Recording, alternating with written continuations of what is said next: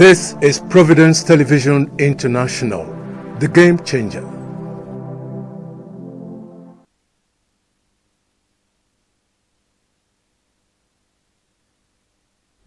Welcome to the newspaper analysis on Providence Television International. I hope you are really okay out there.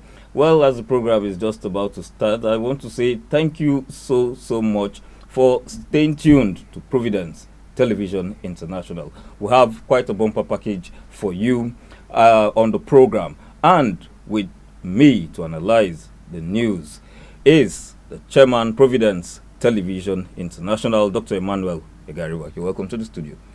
Yes, as usual, let me say welcome to all our viewers at home and abroad from all parts of the world. Actually, we are very happy about that. We, in the next couple of days, we'll have done away with the first half of the year. We'll be moving to the second half. Oh, how time flies, really. So soon, we are in July. Yeah. Yes, in the next couple of days. However, let me just say this. We're starting with this just a little bit. Today is June 28th, for example, and it is the birthday of the richest man in the world. His name is Elon Musk. You all know him very well. He played a prominent role in Trump's comeback. He's the richest man in the world, worth about $412 billion. He was born this day in 1971. He's just 54 years. He has the citizenship of 3 countries. South Africa, where he was born in Pretoria. He also has the citizenship of United States and Canada. He spent over $280 million in support of Trump's election, and today is the CEO of Tesla organization, SpaceX, and also X, formerly known as Twitter. So you can tell where all his funds and monies coming from. Well, we say congratulations to him, even though he's a very controversial figure, but you can't do away with that. He has made all his money, some of them not too clear cut, but that's what it is. That's Elon Musk for you. I want to say very happy meeting with you today again. It's been a long while since I appeared on this program, but I'm happy to be back, and I'm sure that the rains are no longer falling in torrents. I just hope not. So back to you.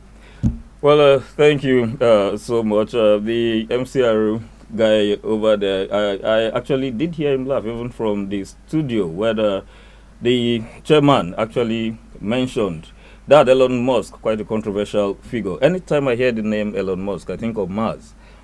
Well, not true what we have here. He has this space program all about going to Mars and all that. Yes, you know, rich people, extremely rich people, they toy with all kinds of ideas, really. I mean, at the time, he said he was going to build a house on the moon. Yes. He stopped that project. Now it is Mars. Okay, but I don't know how far he has gone with that. Don't forget that he manufactures spacecraft. Yes, he does. Yes, so he toys with all kinds of ideas. But anyway, that's his life. Yes, really? That's his life. It is his life. And then let us come down to the Nigerian scene, where we'll be starting off with the resignation of the APC National Chair, Ganduje. We'll start with the Saturday Telegraph, where we have why Ganduje resigned. Some writers to that effect, corruption allegation cited, the Kwankwaso factor, and ex-APC chair left party on health grounds, says Onanuga. We'll tie this story to the front page of the Tribune, the Saturday Tribune, where we have Shetima's fate on shore as Ganduje loses out in APC power play. The lorry from Borno to act as national chairman. That is not the end of this story. So many papers are carried it as a front page news. We'll move down to the Weekend Trust newspapers. On the front page of Weekend Trust newspapers, we have how Ganduje was forced to resign. And then, on the front page of the Nation newspaper, the lorry in as Ganduje quits APC chair on health grounds. Other National Working Committee members unaffected by resignation, and NEC meeting to name successor holds soon. Well, big news. I was expecting this really. Okay. Virtually all the newspapers will carry this. Big news any day when the national chairman resigns. Yes. We've had three now in the last few years. We've had the former governor of Edo State, Chief John Odugi Oyegun. He pulled out. Oshiomhole came in. Something happened. It was very dramatic, and Ganduje. So, but it's a particularly interesting story because don't forget that he had some burden on his neck. Yes. When he was governor some time ago. This was the same guy who was alleged to have stuck some money inside his Babariga, and a lot of people really were incensed when he was made the chairman of the APC. How could he carry such a load on his shoulders to become the chairman of the ruling party? There were questions, but few answers. Many questions, very few answers. And so that burden has been on. So it become some kind of albatross for the party. I mean, I wonder why. Maybe it's happening too late, really. Okay. Because I just wonder how they were going to carry this into the elections. People obviously will use it against them. On held ground, yes. I mean, nobody can talk about that, really, because he alone and his doctors can talk about this. But his case is still in court, by the way. Yes, and I think that with Shettima, his fate hanging on the balance. Yes. That means there's a real problem for the ruling party. And I'm surprised that people are reticent on the Shettima issue because it's been all over the place. That is not coming back as the vice president. Should President Tinubu win in 2027? So there are two problems. And don't forget that these two guys are coming from a particular section of the country. They are coming from the north. Exactly. They do have their followers. I mean, there's no doubt about that. Yes, Shettima has his followers. Ganduje, in spite of everything, he still has his followers. So how they are going to manage all of these forces is the thing that remains very questionable. And I imagine that, yes, if he was, I think one of the papers said he was forced to resign. If that was the case, then we have not seen the end of the story yet. Yeah, I think that was on the front page of Weekend Trust, how Ganduje was forced to resign. Yes. And so that there are really internal wranglings. But then, let us look at this. I think there's a precedent being set here. This will be the first time that a sitting vice president will be dumped and his boss is going for another term. Well, don't forget that I've said this on this program or on some other programs on this station, that it doesn't always work well. I mean, things don't usually work well between the principal and the subordinate. Even in the case of Osinbajo, it was just lucky. Osinbajo was lucky with Buhari at the time, because don't forget that some of his aides were made redundant at a point in time. So, but he just trudged along and was able to finish the term. For Ganduje, you will recollect that in the last maybe few months, certain responsibilities have been given to somebody else. Yes. Responsibilities that should have been given to him. So that sent very terrible signals across the polity and across the nation, regardless of political party affiliation. So I believe that Shettima must also be ready to pull a few strings here and there. Okay. Except that his own base is not particularly happy about him. He's coming from Borno State. And don't forget, the other day they were throwing chairs and all sorts of things. Even though Ganduje. Yes. Okay, so it didn't start today. It's been building up. Ganduje was almost assaulted at that meeting. Remember, we carried it on one of our news programs. Yes. And that's the home state of Shettima. Yes. Okay? So you can tell. I mean, the problems have been brewing, obviously. And I think that this is the time to put together the acts in a way that will not ruffle many more feathers. Because in politics, you take one action, there are other actions that will follow. Ripple effects. Yeah, ripple effects. And that seems to be what is happening now, because Dalori, who happens to be standing in as the acting national chairman, is also from Borno State. Well, I don't know why, Joe. That's their internal problem. Why the thing must be from that part of the country, I don't know really. But, I mean, just think of when a sitting president is not accepted in his own state. We carried it some time ago on this station Yes. that some of the elders of APC in Borno State totally rejected. He's coming back in 2027. I think President Tinubu is hanging on to that. He will not have his choice. And don't forget, he will have his choice, rather.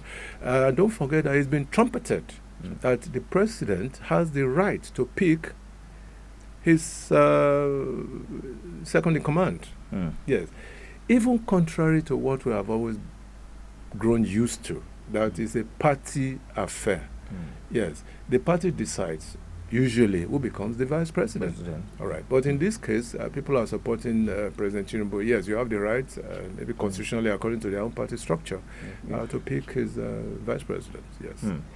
Well, we hope that the APC settle out their issues, their internal issues, peacefully. And it is a surprise that almost all the political parties in Nigeria are having an internal wrangling. I was just going to talk about that. There's nobody. In fact, President Tinubu was saying the other day, I think, he was referring to the PDP actually, that you people should put your house in order. Exactly. That he's not to blame if governors and the rest are crossing over to APC. But look at the situation now.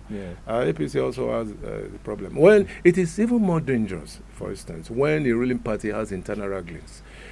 Yes, when they have internal wranglings, it means that it will affect the day-to-day running of the administration.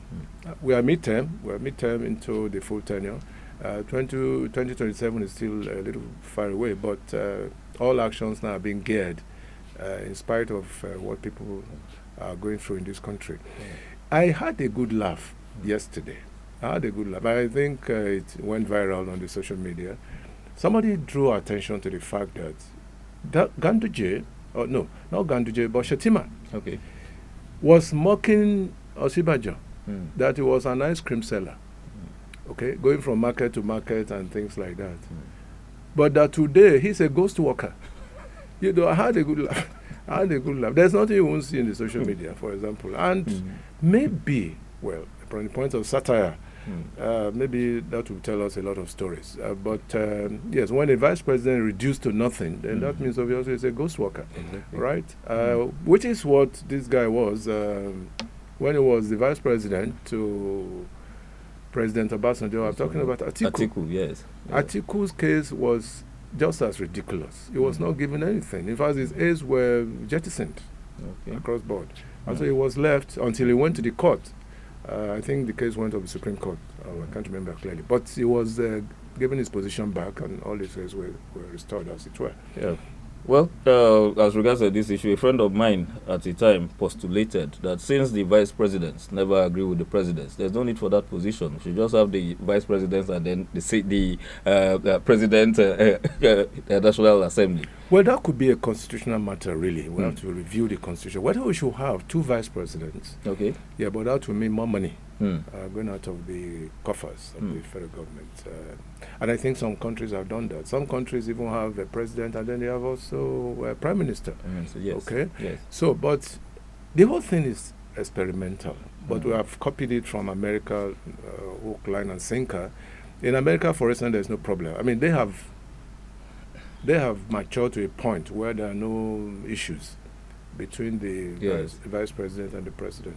And you'll find that usually when the president goes away, the vice president steps into his shoes seamlessly most times. So, but in this country, because of issues of ethnicity, religion, and all sort of things, I'm hearing now that Dogara is being fingered to become the vice presidential candidate. The reason being that he's a Christian from the north. Maybe a lot of people have quarreled with the Muslim ticket thing of the APC, but Dogara is a Christian, and that will create some balancing effect. Well, it's all politics actually, so exactly. We can't talk much about that. It's all politics. Another burning issue, the issue of state police. There has been so much debate as regards should Nigeria have state police. Let us go down to the front page. Still, Saturday Telegraph, where we have state police. National Assembly moves to seek citizens' endorsement. Reps schedule zonal public hearing for July. Police party chieftains react.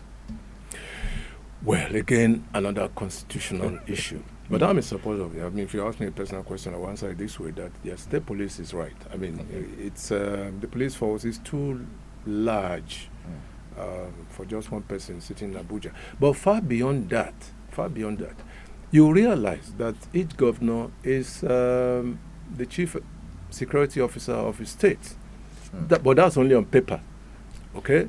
And it worries a lot of people, including my humble self, that why should you call him the chief security officer when he has no control over the police, the police command in his state? I mean, if something happens in the state, for instance, the commissioner of police will always tell the governor, sorry, sir, I will get orders from Abuja. Yes. And that is not too good. Now, but if we have the state police, there will be some cushioning effect when it comes to issues of security. Because right now we're talking about vigilante, we are talking about Amotekun. They are not armed, but state police will be armed. So that will create some effect, all right? But my worry is the issue of maturity. Okay. Yes. And political correctness, if you ask me. Will our governors be able to manage? That's where maturity comes in. Will they be able to manage the issue of state police? Because the apparatus could be used very negatively when elections come in. Okay? They could use these state police apparatus very negatively to intimidate their opponents. That's my fear. But I think that in putting it across as a constitutional matter, there must be sanctions when such things happen. And that is where the judiciary as an institution must be very strong to be able to stay on the side of truth and correctness. Judicial correctness, yes. Well, we would move down to the front page of the Weekend Trust, where we have the story, quite touching: desperation, low purchasing power, Nigerians turn to expired goods. What do you expect? And I'm saddened by the fact that nobody is talking about the low status of the average Nigerian. I'm really saddened. Go out there. Our politicians are not connecting with the people. That is the big problem. They are not connecting. I mean, they stay away from realities on the ground. Nigerians are suffering. They are suffering. Most Nigerians cannot pay their house rent. Most Nigerians cannot buy essential drugs for things like hypertension, diabetes, and all of that. They cannot. That's why they go into the hands of fakes. All right. Now, apart from all of this, I think government across board should be more proactive. Let us look at how the means of livelihood can be enhanced. Yes. Look at that story again. Please, tell us that story again. Front page, yes. Weekend Trust, desperation, yes. Low purchasing power, Nigerians turn to expired goods. Expired goods. Expired goods, including expired drugs. Yes. Okay, expired drugs. And that's not good for the wellness of the average Nigerian. Go to the market, there are market forces, go to the markets. Nigerians' purchasing power has become something else. They cannot. And I wonder how the average Nigerian feels these days.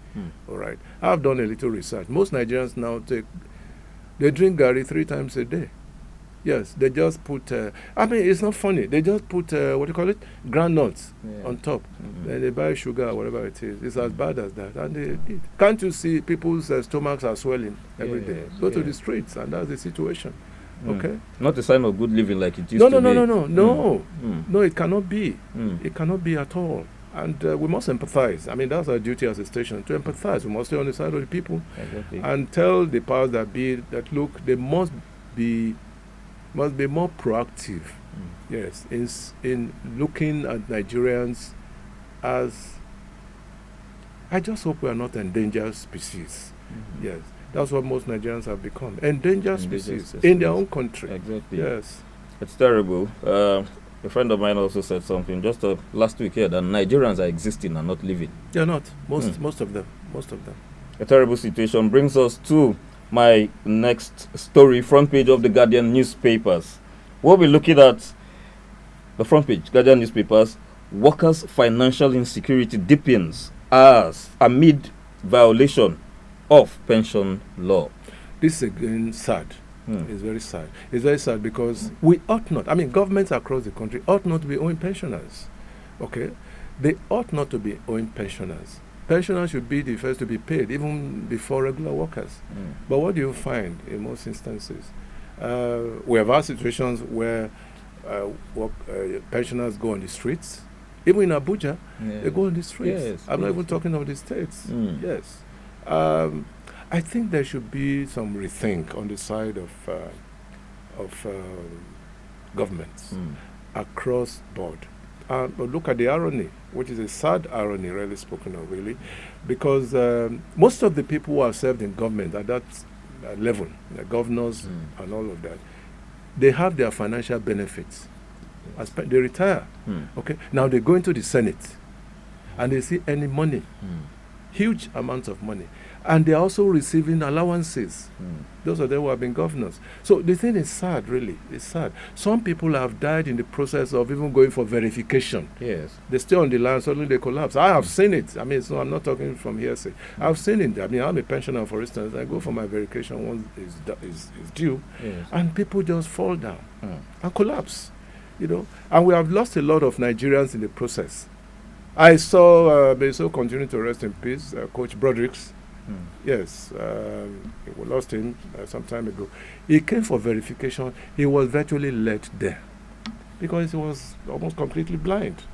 Yes, and I have always said, even to the officials, that look, some of our old people who are not too strong, you can do their verification at home. Yes, you get your biometrics and you carry your laptop to meet them. You know their residences. Yes, you go there and check their biometrics. But you ask them to come. Doesn't make sense. And you see some of them on wheelchairs. Yes, being carried along, rode along by their grandchildren. It just doesn't make sense. It doesn't. So we must look at that again. Exactly. Well, on the front page of the Saturday Punch newspapers, well, we have just before we go there, it should be recalled that just yesterday, the Wike Fubara feud, there was a reconciliatory meeting with the president. Let us go to the front page of Saturday Punch, where we have Wike Fubara feud. Governors, supporters clash over peace deal. It's surrender, not reconciliation, says an ex-commissioner, and resolution is the climax of Tinubu's efforts, says ex-reps member. The scenario in Rivers gets funnier by the day. Yeah, reconciliation, I mean, there's nothing wrong with that, really. But what of the aftermath of the reconciliation effort? People are saying, maybe rightly or wrongly, that after that, Fubara will cross over to APC. I don't know. I won't talk about that. But some are also saying that is only going to be given one term. Cannot run for the second term. Because as it is now, I understand that Wike is in charge of the local government apparatus. Yes. Okay? So that creates a balance. But it's a bad one for Fubara. Bad one for Fubara because he has the right, as a sitting governor, when they call him back, he has the right to go for a second term. But that might be one of the issues on the table. So, but politicians are very, I don't know really, in this country, the other day they were throwing all sorts of banters, very terrible banters at themselves. But today, they are doing some kind of reconciliation. Yes. Exactly. The winner, I think, is Wike, because either way, it's going to raise his thumb that, yes, I've dealt with this boy. He's not a politician. I am. You know, so that's what he's saying. It's a win-win situation for him. For him, yes. Because I saw some of the pictures yesterday, and I was surprised that these were the two people who were the loggerheads. They were at each other's throat. Truth. There's no name they didn't call themselves. But today, well, politicians are saying across board, they're saying that, well, Wike's efforts, or rather the president's efforts have been good enough. But however, let us watch.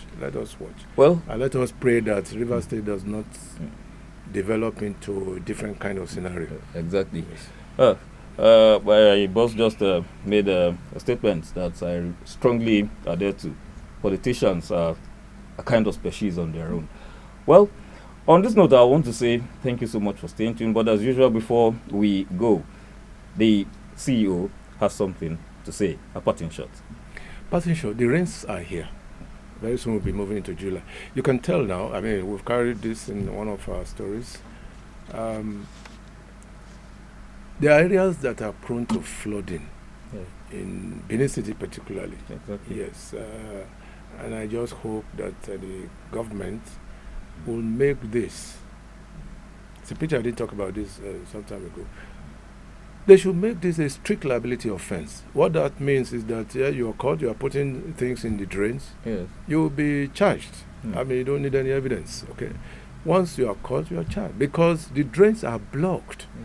This is the time for maize, for instance, the chaffs and everything. They just put all of them. And they do these things usually in the night. And so when the rains come down heavily, the drains are blocked. And then you have flooding all over the place.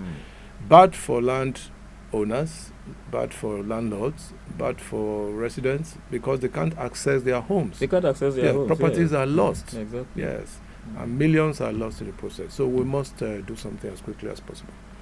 Oh, well, it's been a nice one today. As usual, I would always want to say, first of all, thank you, sir, for coming to the studio. Well, thank you very much. Thank you so much. Not all the time you have the opportunity to sit with your boss and interview him one-on-one.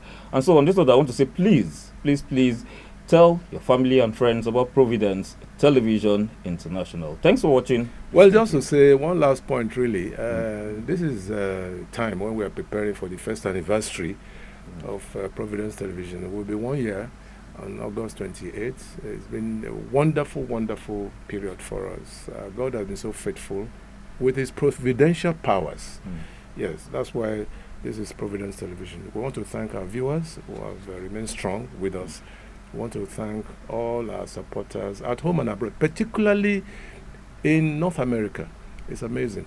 We have more viewers in North America than even in Europe, for example. So I must thank all of them. I wish you well. May God continue to bless each and every one of us. Thanks so much. Please stay tuned.